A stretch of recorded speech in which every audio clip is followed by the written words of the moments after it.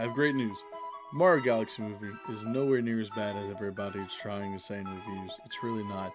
I don't know where some of y'all getting this from. What do you mean that it's causing you physical pain? Like, I don't understand that. How? I think something else is going on with you, buddy.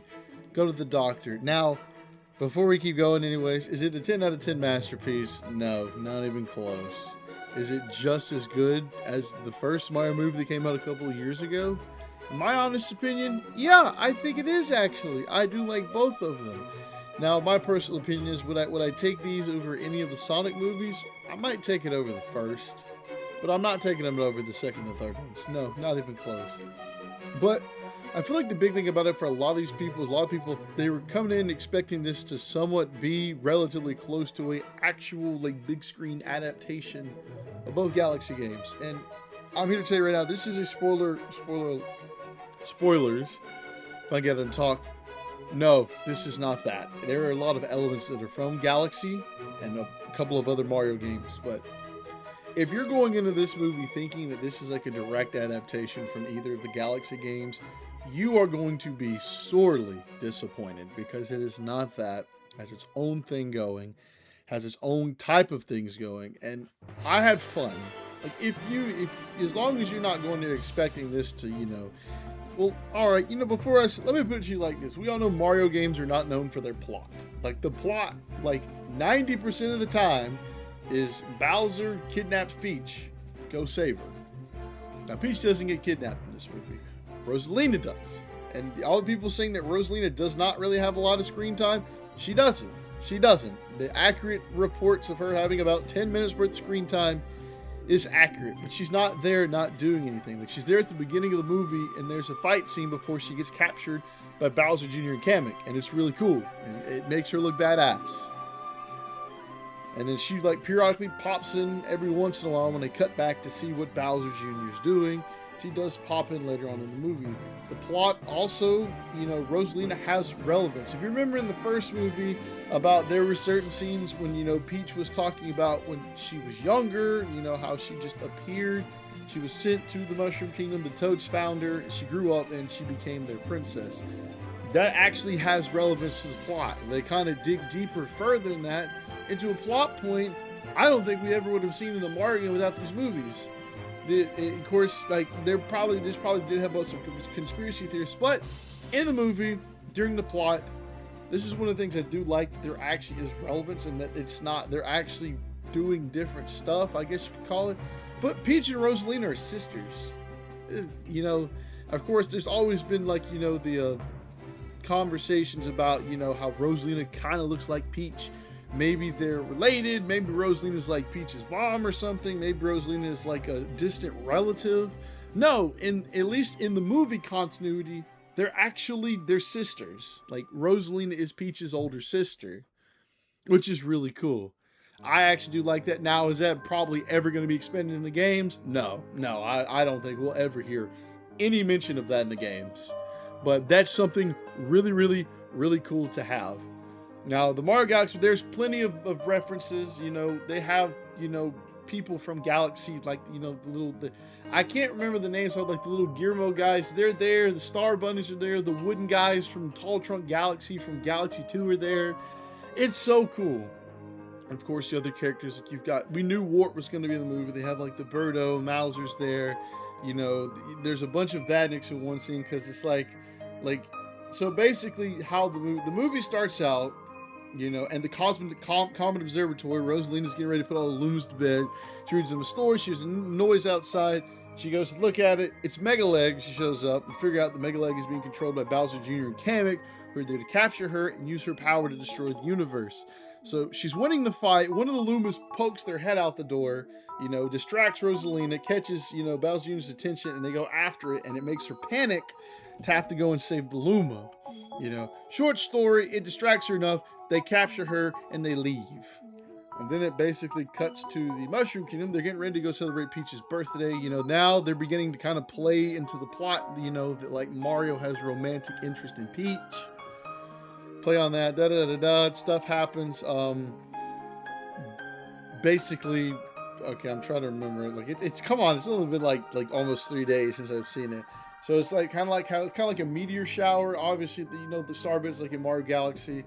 Mario and Peach are up watching atop of the castle, and then there's one that lands and explodes. Everybody goes, checks it out. It's a Luma asking for Peach's help.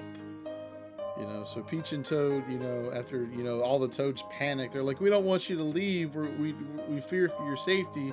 Peach is like, "I'm not gonna leave," and then her and Toad leave. She leaves a note, and then Mario and Luigi and Yoshi didn't point out that Yoshi was there, are in charge. They go around helping everybody, but comes a mess.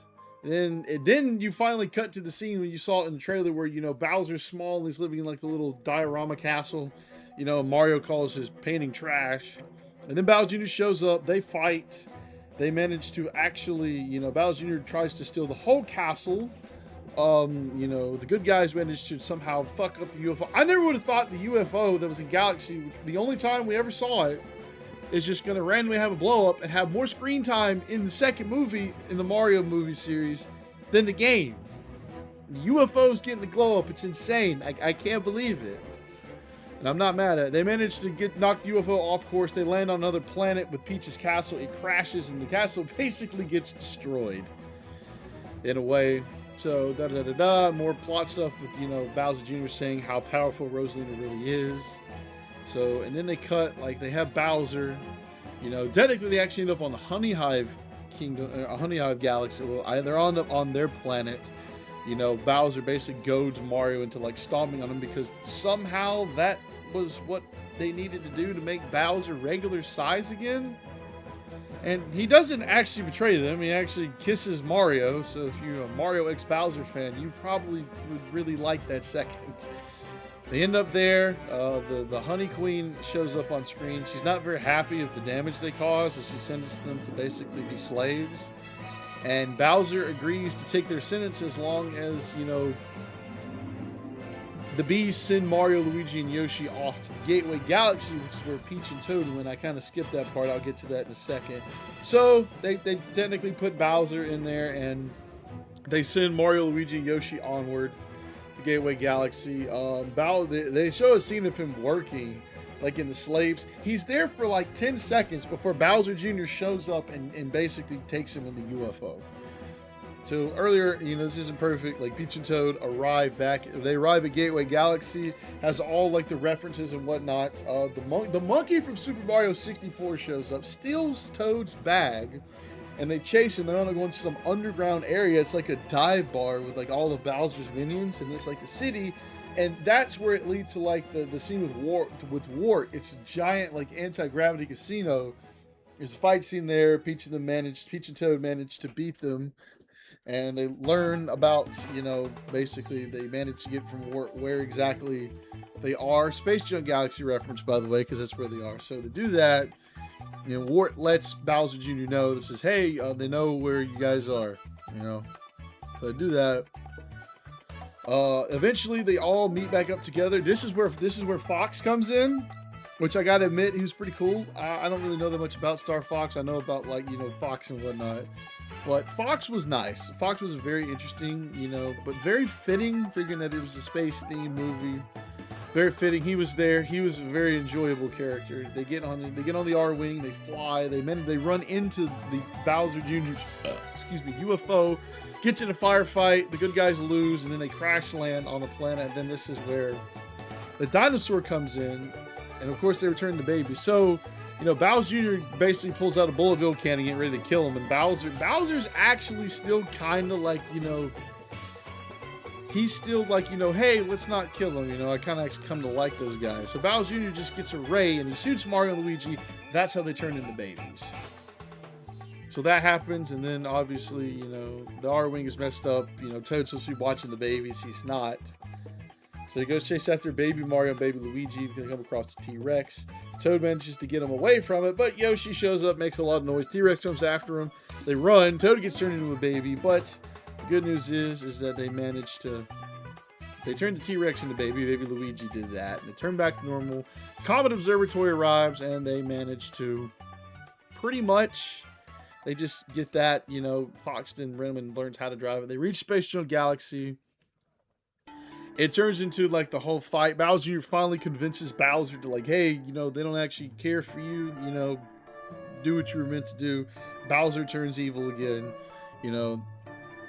Luigi goes through their own thing. Mario and Peach go through an obstacle course. They make it. They fight Bowser. Mario destroys the bridge. Mario falls in the lava and then becomes Dry Bowser. Mario tells Peach to go on and save Rosalina. I can't remember what point, but I think she learns that, you know, Rosalina is her sister, which is pretty cool. I remember going, what? Like, I was kind of baffled. I was like, I can't believe they actually did something like that, but I never expected that in a movie. But Peach, and apparently, you know, they have incredible power together, and that's what they use. That's how Rosalina gets herself free. Mario fights basically Bowser Jr. and Dry Bowser alone, and they're about to get Mario, but Luigi and Yoshi show up. Even the fight, they use the power-ups. The good guy, yeah, unfortunately, I think they get it down. They manage to, I think, you know, basically blow up Dry Bowser, and he just kind of just falls to pieces like he usually does when you beat him. And then Bowser Jr. conjures like the Lord of Lightning from Mario Odyssey, but the dragon eats him. They actually brought back the Red Star from Mario Galaxy, and Mario uses that to save Bowser Jr. and defeats him, and that's basically how they lose. Or that's how they beat Bowser Jr. They go back, and you know, the castle is rebuilt, kind of like in a Mario Maker-esque montage, which was kind of cool. Mario plants the flag, and the movie ends. I will say that's probably the one thing about the movie I didn't like, is that after the final fight, the ending was just rushed. Like, it felt like it was rushed. Like, the one bad thing about, obviously, Peach and Rosalina, after they, you know, figure out they're sisters and they actually have screen time together, they do nothing with it. They do absolutely nothing with it, which is unfortunate. I mean, at least just a couple of minutes, but no, they don't even interact. They barely interact. Like, yeah, they hug and whatnot, but it's like there's no real interaction. Rosalina doesn't really spend any screen time with the Mario brothers, and it's like, come on, you could have at least given us about 2 or 3 minutes of something, but you just rushed it. It was a Mario Maker montage, which was cool. You know, Mario gets the cape feather, turns into Cape Mario. He goes to plants the flag. Peach kisses him on the cheek. Mario plants the flag. Roll credits. You know, the ending did feel it was rushed, and I was a little disappointed.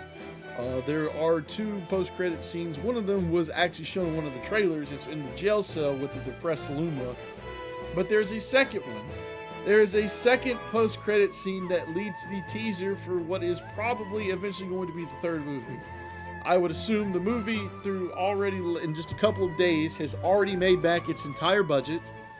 And, you know, the first movie made $1 billion. The second movie will probably make somewhere around that. No matter what the reviews say, we'll probably make something around that. The second part, it's the monkey meeting back up with somebody else in Gateway Galaxy, steals somebody's other stuff, but is punched and knocked out by Daisy. Daisy appears in the credits. So I kind of figured that was going to happen, because like the whole time, like at certain points in the movie, like Luigi's trying to, like, you know, soften Mario up for Peach. You know, he's trying to like give him advice, and then Luigi's like, you know, you got to get the girl, and Luigi's like, and then we can focus on finding somebody for me. Which I kind of had a feeling that, and I heard that, I was like, okay, Daisy's going to be in here at some point. Now, there were a lot of options it could have been. You know, I predicted it was going to be Daisy. I wasn't spoiled on that. I'm so glad to be right. So this means we've gotten pretty much all four of like the main, you know, female Mario characters have been on screen. Like Peach obviously is here. Rosalina was a big one. Pauline cameoed in the first movie, and now Daisy's here. I'm gonna assume, you know, at this point she's probably going to be, you know, an integral part of the plot for the 3rd movie when it comes out. I think Jack Black, I think, teased it. It hasn't been confirmed yet, but he basically teased it, saying that, you know, it'll probably come out sometime in 2029, which is about 3 years from now. Now, the length of time between the first and the second movies was about 4 years. They came out almost exactly 4 years apart. So Daisy's going to be a 3rd part. So the first movie was kind of like an origin story. It's like basically the beginning, and then this one was like Mario Galaxy. So I think some of the rumors are, you know, that this next movie might take place in Sarasaland for all we know. We have Daisy. I think we're gonna get more characters. I think we're gonna see Wario and Waluigi, and I think we all know we have to have Danny DeVito's Wario. Has to happen. Absolutely has to happen. Who would I want for Waluigi? I gotta be honest, I'd really like to see Willem Dafoe be it. I think that'd be like the perfect casting. I think they could do it. Make it happen, Nintendo. Illumination, I know you're not watching this video, but you need to make this happen. There's been actors themselves that have been, you know, absolutely going for wanting Danny DeVito as Wario, and I think he'd do it. I absolutely think he would do it. Now, there are a lot of fight scenes in this movie. There are a lot of fight scenes. There's some of them that feel like they kind of drag out a little bit too long. Like it definitely has its fair share of action moments. This is very hype moments. You know, it doesn't really feel like there's a lot of time for character development, you know, but that's okay, you know. Like I said for this movie, if you're expecting this to be like an absolute cinema masterpiece or like a direct adaptation, you're not going to get that. You are not going to get that. If you think you're going to get that, you're not going to have a good time. If you're just going in there for the sake of like, hey, I want to watch a movie about Mario, you know, that is somewhat, you know, close to being like Mario Galaxy, then you're really going to like the movie. Personally, on a scale of 1 to 10, I'd give the movie a 7. That's about what I gave. Actually, I think I don't remember what I gave the first movie. What do I think personally? I don't really know which one I like over the first two. I think I kind of lean a little bit more towards the first movie, you know, as to which ones I like. I did like this movie. It was about what I expected. I didn't expect this to be anything crazy. I didn't expect it to be a direct adaptation, but I had fun. You know, and I don't think you should judge whether you like it or not off of review. You need to form your own opinion. I feel like that's a problem in the world today, is that people just look at like IGN or whatever random ass website and if they say it's good, you think it's good. And if they say it's bad, you think it's bad. Don't do that.